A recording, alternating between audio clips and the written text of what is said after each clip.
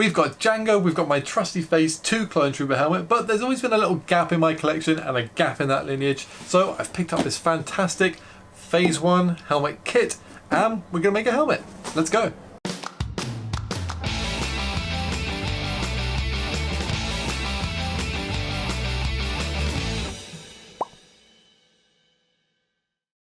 This is a beautiful kit by Props Emporium. I'll of course leave a link down below where I got it. Pretty standard helmet kit. First thing we got to do, trim out the visor and the teeth so I can see out of it. Second thing we got to do, jeez, is figure out a way to get it on my head. Now with my Phase 2, I did the face off, so you can just pull the face, pop it on, and it attaches back with magnets. Probably going to figure out something similar to do with this, either on the front. Where are you? There you guys are. Either on the front or on the back. There's ways to do it on the back. Yet to figure that out, but let's start by cutting out the visor. There we go. So that's that all cut out. That was nice and easy. I went in with the cutting tool and then used a finer grinding bit just to get in all the edges. I've got to go in with some files and just clean up all these edges so they're nice and smooth. Not too difficult. I still got to cut out the teeth there, and I did go ahead and cut out the vents on the sides. Again, they've just got to be cleaned up with files. So there's a few bits on here I want to fix. Firstly is here, I don't know if you can see that. It's where the seam of the mold was and it's a bit uneven, so I need to go in and sculpt that all flat. That's not a problem. The second is around the bottom here. It's not the cleanest of edges on this neck ring here, and things I can't get it on my head anyway, I might as well tidy this up and add a little bit of a lip to show the neck ring that clone troopers usually have. So to do that, I'm going to be using this, which is epoxy sculpt. You just mix 1 and 1, and then over about 24 hours, it will cure to a very hard substance. It'll just go off, and yeah, it can just be sanded and finished after that. My stuff is getting a bit old, so it's a bit more difficult to get out and work with, but once they're mixed together and we mix in some water, which can help smooth it out, it should be very workable. Okay.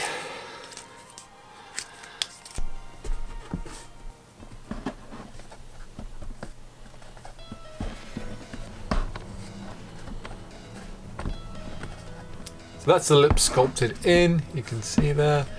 I did the best I could, kind of smoothing it out, but now I can go in with files and sandpaper and just really refine it, make it look a little bit better.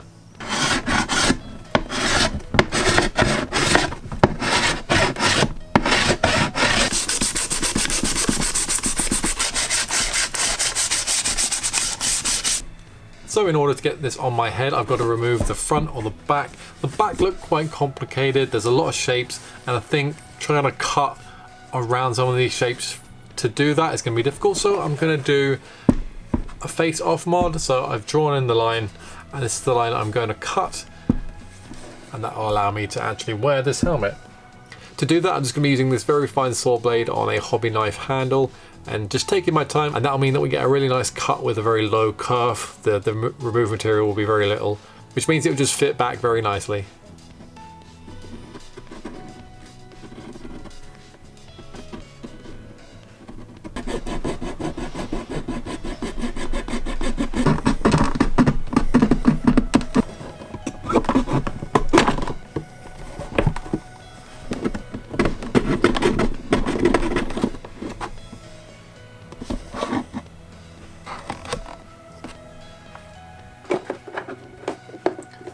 Yeah, of course, now that this is apart, I've got to figure out a way to put it back together. So this is going to be done strategically with magnets. We're going to have some at the top, some at the bottom, perhaps some in the middle, but that will allow this front piece to just snap in place into the right place. And when it's all painted and weathered, that should all blend just right in. Now I have magnets attached to the front plate of this, so they're already there. I've lined up the faceplate with tape, and we're going to go ahead and sculpt in the second half. The magnets are already positioned on the second half. All I've got to do is put on that epoxy on the second side, and then hopefully once it's all done I can just pull it apart, and then we'll have magnets that line up and a removable faceplate. It is time to see how I did. Take all the tape off, and it should come free. And it should be all lined up. They may have stuck to themselves. There we go. Hey, there we go. And then, hey, that is fantastic.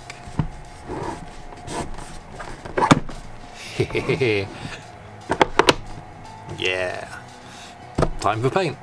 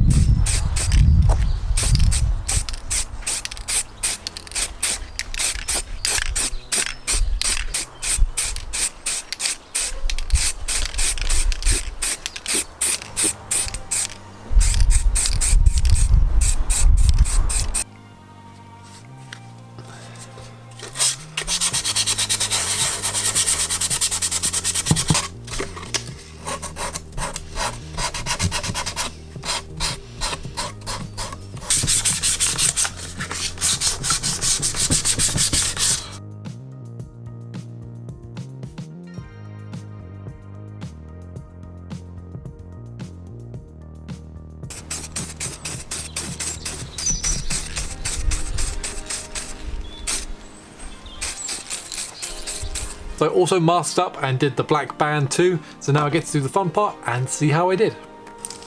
Bit of overspray, not too bad. Thing is, because I'm going for weathering, any overspray that I have, it's really not too much of a problem because it can all be hidden in the weathering. That's why pristine jobs are so much harder. So much harder than doing weathered props. I actually noticed too late that my white coverage wasn't very good on there. I think it should be fine. We'll cover it up with some good old weathering. And of course I've got my grey bits here, which we can also reveal. That was just the primer layer. So we can go all the way back, take all this tape off.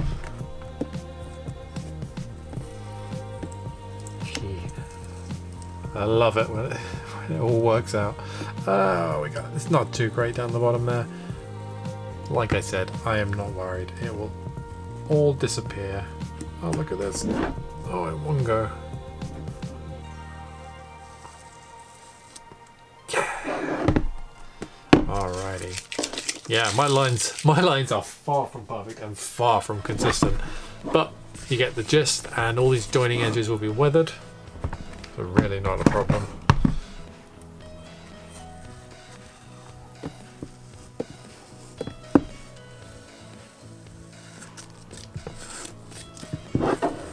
I do love it all coming off in one go. Yeah. Alrighty. I'm going to say that's totally possible. Could have been better, yes, but totally workable. And just a little bit on the face. Just got to take this off. This I know I'm going to have to touch in anyway, but that's not a problem. Also not bad. I'm going to have to touch in just down in here with that grey. Otherwise we're fine.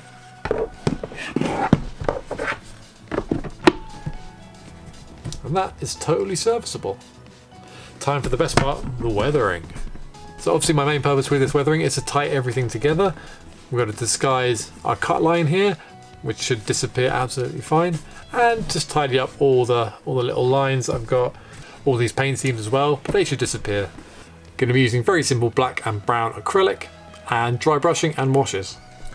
Now I've not clear coated any of this as of yet because I like my weathering to sort of sink into this white. If you wanted to weather on top of a sort of pristine white and do it that way, you know, you'd clear coat in between, but I'm very happy just to go in with some watered down, and it will really start to cling to this white. But we can put it on in our main areas. And then we taking it off.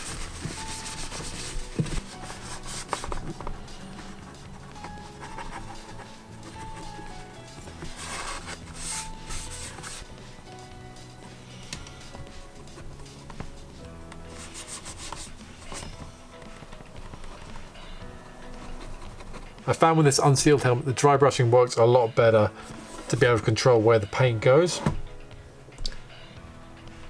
I think if you'd sealed it, the washes would have, you know, a better effect in getting all the crevices.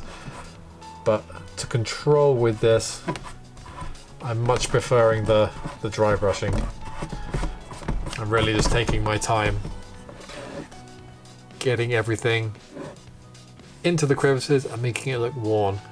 See, I've just barely started here, but it's starting to take shape.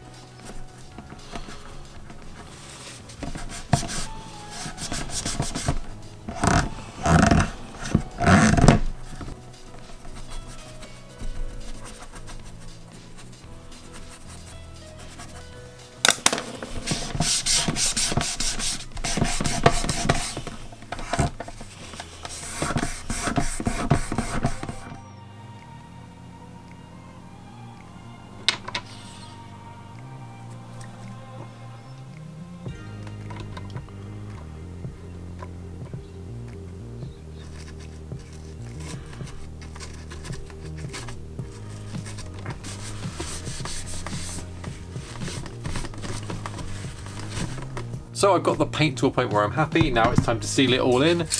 I like using a matte clear. I feel like if they were new, they'd perhaps be like a satin shine, but if they're a bit weathered and old, I do love a matte clear. So let's go and do this. So it's time to add some finishing touches to the helmet. Now Clone Trooper Phase 1s have a little red light at the top here. For mine, I painted it red, but I hate it. I really hate it.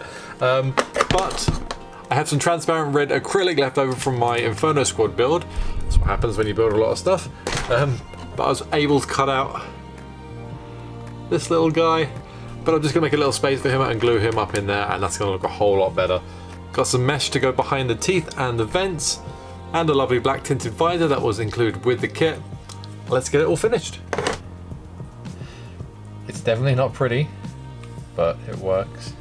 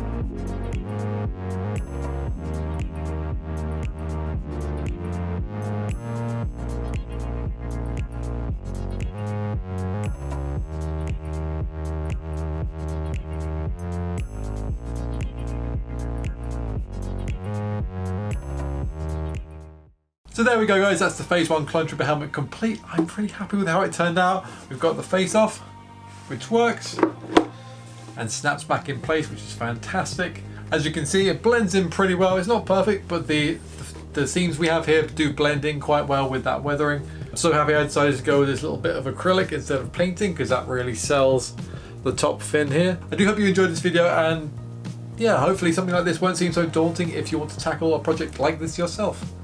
If you guys want to go and see me build a complete Clone Trooper, I built this guy in its own series up here. You can go and check that out.